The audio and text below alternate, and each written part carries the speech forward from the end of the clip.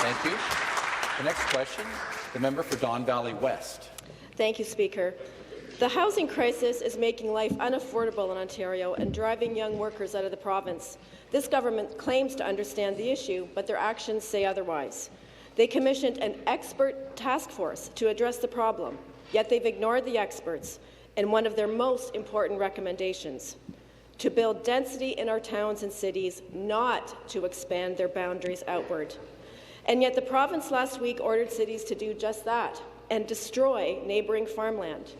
This attack on farmers will reduce the supply of local food, raising food prices, and create more sprawl, which undermines our carbon reduction goals. Farmers are against this decision, cities and regions are against it, and the government's own experts are against it. My question to the Premier: who is telling the Premier that he should pave over our farmland, and are they the same people who will benefit from this decision?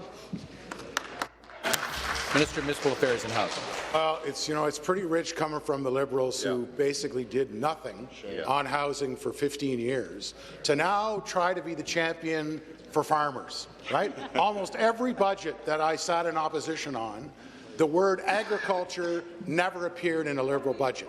Never.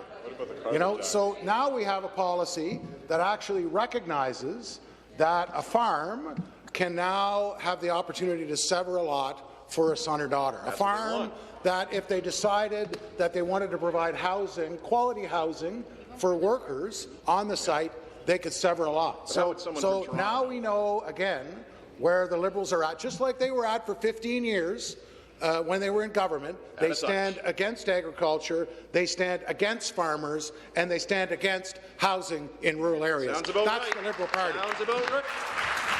Order. The supplementary question. Speaker, this government says they represent farmers, and the minister across the road seems to feel that as well. In fact, the Premier said he loves our farmers and told them in 2018 that help is on the way. But farmers are not feeling the love as the Premier paves over more and more of their farmland. We know this because the great riding of Haldimand Norfolk, in the heart of farm country, elected an independent over a pro-developer candidate supported by this government.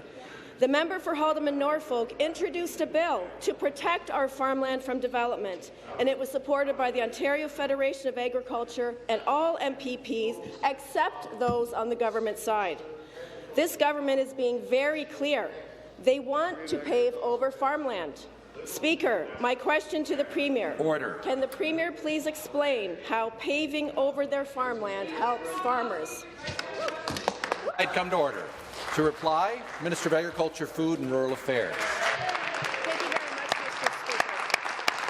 The member opposite is clearly out of touch because for the last number of weeks we've been making historic announcements. We're investing over $2 billion in Ontario's agri-food industry from the laneway through to processing. And farmers are buoyed, they're energized, they know they have a government in Premier Ford and all of us in caucus that actually understand the business of producing food. For instance, we have introduced a soil health study that RBC noted as a hidden gem in the budget. It's $9.5 million that is going to look at the health of soil.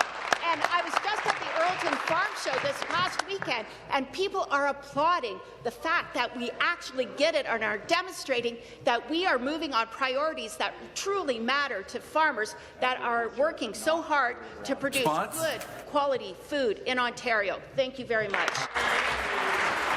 Stop the clock.